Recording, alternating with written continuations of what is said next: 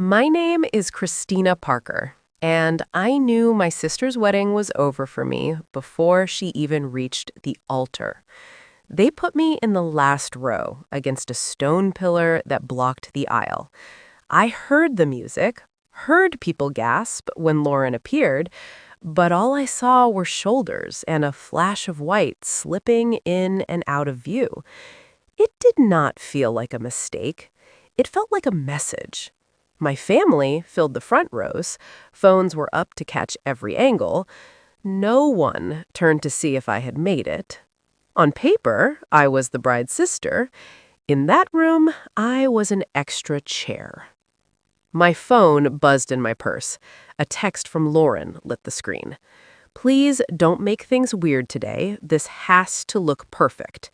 She was saying vows and still sending instructions. For a second, I thought about walking out. Instead, I stayed where they had decided I fit and folded the program until the edge dug into my skin. Then, a man in a dark suit slid into the empty chair beside me like he had chosen that spot. He scanned the room, then looked at the pillar blocking us and at my untouched place card. He leaned in, voice low and steady. "Just follow my lead. Pretend you're my date," he said. "You don't have to sit back here alone." Later, when he stood up to speak and the whole room went silent, my sister finally looked past the front row. She did not like what she saw.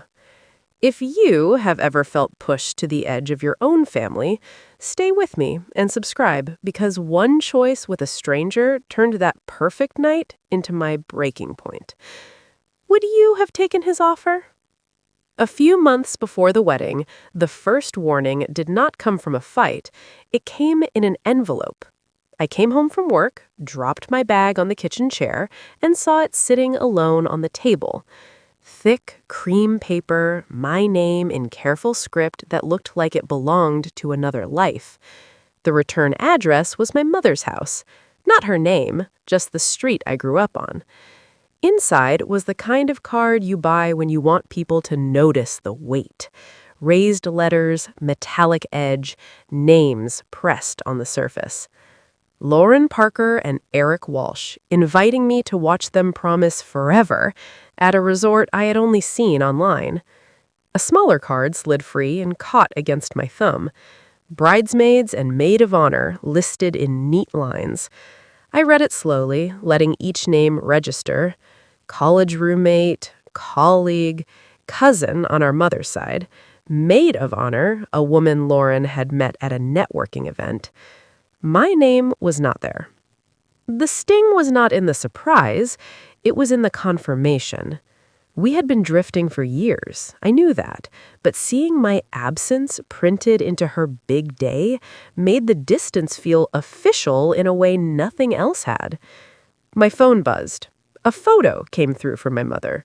The same invitation laid out on her kitchen counter beside a glass of white wine. Her message followed. "Isn't it beautiful? This is such a step up for us." Us. Not her daughters, the upgraded version she could talk about at parties.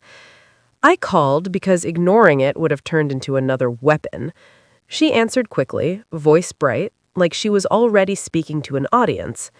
"Did you get it?" she asked. "I did," I said. I saw the bridal party card. Silence settled on the line. "Well, Lauren had limited spots," she said. "She needed people who fit the image. And with your schedule, being in the wedding might have been too much. Your job is demanding, isn't it? All that typing." I worked full-time as a paralegal, carrying caseloads and deadlines. To her, it was typing. Lauren's desk job at a glossy firm was a career. The difference was not in the work, it was in who was doing it. "I could have made it work," I said. "You always take things so personally," she replied. "You will be there. That is what matters. No one will be asking who stood where once the photos are hung." She meant the photos on her wall. I thought about exactly where I would be standing when those were taken. After we hung up, a text from Lauren appeared. No explanation, no apology, just a single line. "Hope you can come. It would mean a lot. To what? I did not ask. To her image? To the story where she could say, if pressed, that her sister had been invited and attended? I sat at my small kitchen table with the cards spread in front of me. Other memories surfaced. The school concert, where my solo was cut so Lauren could have another verse. The graduation party, where my mother introduced me as still figuring it out while listing Lauren's internships. The holiday photo, where my shoulder made it into the frame, but my name did not make the caption. The invitation did not create anything new. It gathered those moments into one expensive piece of paper and asked me to smile about it. I filled out the response card anyway, checked will attend, wrote in the date, signed my initials on the line at the bottom. Not because I believed showing up would fix anything, but because some stubborn part of me wanted to be on record in their story, even if they tried to hide the page. As I slid the reply into the mailbox in my building's lobby, a thought I barely let myself form brushed the edge of my mind. One day, they would have to look at me. I did not know how that would happen yet. I only knew I was done pretending that being invited meant I belonged. Have you ever opened an envelope from your own family and felt less like a person and more like a prop? The wedding day broke with a blue sky that did not match the way my stomach felt. I drove to the resort alone, the invitation propped in the passenger seat like a ticket I could still decide not to use. By the time I pulled into the parking lot, the place was already dressed for photographs. Staff moved chairs and arrangements with the kind of urgency that comes from knowing every minute has been plotted on a timeline. Inside the lobby, a sign with Lauren and Eric's names steered guests toward a private elevator. My room key waited in an envelope at the front desk. The clerk handed it over with a rehearsed smile and mentioned the bridal suite floor, as if that was somewhere I would naturally belong. I took the elevator anyway. On the events level, music leaked under one of the doors. Laughter followed in bursts, the kind that comes easily to people who are sure they are welcome. A rolling rack of dresses blocked half the hall. Through the open doorway, I caught a slice of the room. Curling irons, makeup cases, someone zipping a gown. I recognized my sister's voice before I saw her profile in the mirror. I stepped forward. Then a woman with a headset and a leather-bound planner moved into the doorway. Her badge read Sierra Collins Events. She looked at me for a second, then at the bracelet on her wrist, where a narrow strip of paper was tucked under the band. My last name sat there in black ink next to a note. I watched her eyes flicker as she read it. "You must be Christina," she said. "The bridal party is in the middle of a shot list. The plan is to keep this space clear so they can stay on schedule." There it was, the polite version of, "You were not written into this scene." "I got it," I said. Wouldn't want to slow anything down. Sierra stepped back just far enough to close the door. The music softened as the latch clicked into place. Whatever else she had been told about me, it was enough to make blocking the doorway seem like part of her job. I followed the signs to the ceremony lawn. The resort had built an archway at the front, all flowers and fabric, the kind of structure meant for posed kisses and save-the-date photos. Rows of chairs faced it in clean lines. An easel held the seating chart printed on the same heavy paper as the invitation. I scanned the list until I found my name near the bottom. The row number sent me all the way back, where a decorative column held up the edge of the arch. The chair with my place card tilted toward that column, so that from the seat, the center of the aisle disappeared behind stone. Empty spaces dotted the rows closer to the front. There was room to shift a chair, create a new spot, pretend the layout had been a mistake. No one had bothered. I sat anyway. Leaving would have turned their choice into my disappearance. Staying felt like the only way to refuse that. Early guests drifted in and filled the chairs ahead of me. Ushers walked Lauren's friends to spots with perfect views. My mother arrived on the arm of a relative, wearing a dress she had described to me over the phone in great detail, and eyes that slid right over the back row. She smiled for someone's camera, adjusted a strand of hair, and took her place close to the aisle. I watched all of it from the edge. the program in my hand, the stone column cutting the world in two. Somewhere behind the flowers, my sister was getting ready to walk into a scene without me. I told myself I was taking notes now, not just blows. By the time the officiant cleared his throat, the lawn felt full. Music shifted, ushers stopped moving, and silence settled over the rows. From where I sat, I caught only pieces of the ceremony: a slice of white when the aisle opened, the edge of a bouquet, the curve of Lauren's veil when the breeze caught it. The full view belonged to the people up front. I was left with scraps. The words carried clearly enough: promises, permanence, lines about building a life together. Somewhere inside them, Lauren's name paired with Eric's until it sounded like a brand. I'd tried to picture her expression while she said those lines and could not. Stone at my side turned the moment into something I had to imagine instead of witness. When people laughed at a joke the officiant made, I smiled a beat late, reacting to sound instead of what they saw. It felt like listening to a movie with the screen blocked. I thought about my mother saying no one would remember who sat where, and wondered if she would ever admit that someone had decided I did not need to see anything at all. Movement beside me pulled me out of the loop in my head. A man had taken the empty chair to my right. I had not seen him walk down the aisle. One moment the seat was bare. The next, he was there adjusting his jacket, attention fixed on the couple I could not see. He did not fidget or check his phone. He watched the front with a calm that did not match the placement. We stood when the officiant asked everyone to rise. A narrow gap opened between shoulders, just enough for me to see Lauren's profile turn toward Eric. My chest tightened on reflex. The man beside me did not rise right away. He seemed to be scanning the space row by row, cataloging who had been given what spot. When his gaze passed over our section, something in his face shifted, as if a detail had just clicked. Then he straightened.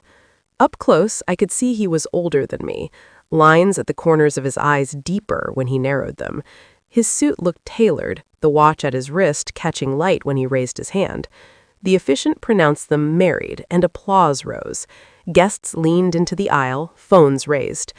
I clapped because staying still would have been a statement no one in this family wanted on record. Lauren and Eric walked past. Neither of them glanced toward the back. As the crowd spilled toward the terrace, the man stayed seated. So did I. It was easier to wait than to squeeze into a line of people pretending everything here was fair. "They knew exactly where they put you," he said, voice low enough not to carry. "This place does not make random seating mistakes." I watched him instead of answering. Plenty of people notice small cruelties and choose to look away. The fact that he had said anything at all made him stand out. "You sound certain," I said. "I read rooms for a living," he replied. This one was trying very hard not to look obvious. It was not a throwaway comment. It was a conclusion. Some tight part of me eased, not because the chair had moved, but because someone had named what I had been trying to swallow. Ushers called from the path, nudging people toward cocktails. I stood, flexing my fingers to shake out the tension, and smoothed my dress. He rose too and fell into step beside me as if we had walked out of crowded rooms together before. At the edge of the lawn, I looked back once. From our row, the aisle cut off at an odd angle behind the column. From the front, it probably looked flawless. Same setup, two different stories depending on where you had been told to sit. I did not know yet why he had really come to this wedding or what he planned to do with what he saw. I only knew that for the first time that day, I was not walking into the next room entirely alone. The cocktail hour blurred into a low hum of clinking glasses and polite laughter. Servers floated between clusters of guests with trays held high. I stayed near the edge of the terrace, close enough to look like I was participating, far enough that no one mistook me for someone they needed to impress. Whenever Jordan drifted off to speak with men in dark suits, I caught small shifts in posture and tone. He was not guessing about this crowd. He knew it. When the staff opened the ballroom doors for dinner, a current pulled everyone inside. Place cards waited at each table, little flags marking where people were expected to belong. I checked mine and found a number that matched a round table pushed against the far wall, so close to the service doors that every course would pass in front of my chair before it reached anyone else. I did not move toward it. Jordan appeared at my side like he had finished testing his theory about the hierarchy of the room. He held his own card between two fingers, right in my face, then glanced at the table assignments posted near the entrance. "They put you by the kitchen," he said. Of course they did. "It is fine," I replied. "I'm used to it." That is not a reason to keep accepting it. He walked ahead without waiting for me to argue and picked a table near the front, not at the head, but close enough that conversation from that platform would carry clearly. He slipped his card into an empty setting, then took mine and set it beside his. The names originally printed there disappeared into his jacket pocket. A man in his 50s, wearing an expensive watch, glanced over, his eyes moving between Jordan and the rearranged place cards. His greeting held a question. "I needed to be where I can hear," Jordan said in an even tone. "Eric knows why." The question in the man's face vanished. "Of course," he answered. "Glad you made it. We were not sure you would come in person." "I wanted to see how everything looked from the inside," Jordan replied. No one asked who I was while the first course was served. They spoke about markets, flights, hotels. The silence between topics said more than their words. Dessert arrived matched to the colors of the flowers. I left my fork untouched. My mother approached when enough time had passed for her to claim she had been making rounds. She walked slowly, shoulders square. When she reached my chair, she told my name in a tone that made nearby conversations dip. She told me the evening had been planned down to the minute, that a careless comment could hurt Eric's future, that important guests might now have questions about our family. She did not ask where I had been sitting. She did not acknowledge the back row at all. In her mind, the problem was not what had been done, but that someone had noticed. I told her I had taken the seat they assigned, watched her give a speech that erased me, and listened while the only person who seemed bothered by that was the man she invited here for his money. I said I was tired of acting like that was acceptable. My voice stayed level. I did not raise it or soften it. Jordan did not interrupt or smooth anything over. He just watched her the way he might watch a client talk past the point where a deal can be saved. For a heartbeat, her expression slipped. Then the mask came back. She said we would discuss my attitude later and that tonight was not about me. After that, she turned and walked toward the part of the room that had always counted more. The rest of the night unfolded like a script no one believed in anymore. There was a first dance, more photos, a sparkler line at the door. I stood where I could see without joining in, letting people build the scene they wanted for their albums. When the crowd thinned and the band started packing up, I found Jordan near the exit. I thanked him for using his voice in a room where mine had never carried. He said I was the one who had drawn the real line by refusing to keep playing along. Later, back in the hotel room, the quiet felt different. They had designed a day where I was supposed to fade into the background. For a few minutes, they had been the ones exposed. That did not balance anything. It did, however, mark the place where I stopped letting them decide how visible I was allowed to be. The weeks after the wedding did not explode. They just thinned out. Deadlines at the firm stacked up again. I answered clients, attorneys, even spam, and let messages from my family sit unopened. When I finally read them, the pattern was clear. My mother wrote about guests, impressions, and how one awkward moment might hurt Eric's future. She said I overreacted, that I should apologize so people would not get the wrong idea about us. She never asked how I felt. I drafted replies and erased them. In the end, I sent one short email. I wrote that I would not apologize for the chair they chose for me, that I would not pretend being pushed aside was love, and that if she wanted any relationship with me, it would have to start with truth. Then I muted the thread and let the silence sit. News from that night traveled without my help. I heard secondhand that Eric kept his job, but missed out on a promotion everyone had treated as guaranteed. His company's board wanted to know why someone like Jordan Hayes had stepped back from a project he was expected to support. No one could quote a direct threat in that speech, but people whose lives depend on reputation know how to read quiet warnings. For Lauren, the fallout landed in smaller, sharper ways. A committee she wanted suddenly put her on hold. A couple she bragged about double dating with stopped returning messages. Posts about the wedding slowed. When photos did appear, the comments were lighter. No one confronted her. They just shifted a little farther away. My mother's circle changed too. Women who used to praise her for raising such a star now changed the subject when she brought up the wedding. For someone who lived to be admired, being quietly judged was its own sentence. None of that fixed anything between us. It did, however, make one choice easier. I gathered the invitations, the programs, the old photos where I barely made the edge of the frame, and I stopped waiting for my family to wake up different. I changed my number and sent one last message from an address I could ignore. I said I would not be coming to holidays or birthdays, that any necessary information could go through email, and that I was done playing the quiet extra. I did not argue my case, I simply stepped out of theirs. Life stayed ordinary. I still rode the bus, packed leftovers for lunch, worked late when a filing deadline demanded it. The difference was inside my apartment. Without the constant rehearsal of what I might say to win them over, the silence felt less like punishment and more like space. Jordan and I kept seeing each other, but not as a strategy. We met for coffee, walked through streets neither of us had a history in, and talked about books, food, office stories. Whatever he had done with that microphone, he left there with me. He behaved like a person who had seen a line crossed and refused to be part of it. Over time, the raw edge of what I did not have with my mother and sister dulled.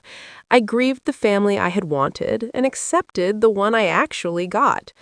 I did not forgive them, but I stopped letting them write new chapters in a story where I always came last.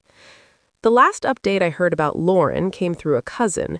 The marriage, she said, was not matching the fairy tale Lauren had planned out loud. There were arguments about money, about image, about how much of their life should be staged for other people. I listened, wished them well in my head, and changed the subject. Their house was no longer one I had to walk into. If you were in my place, would you cut contact and protect your peace, or keep showing up hoping people like that might change? Do you see walking away from family as selfish, or as sometimes the only sane boundary left? Tell me what you would have done.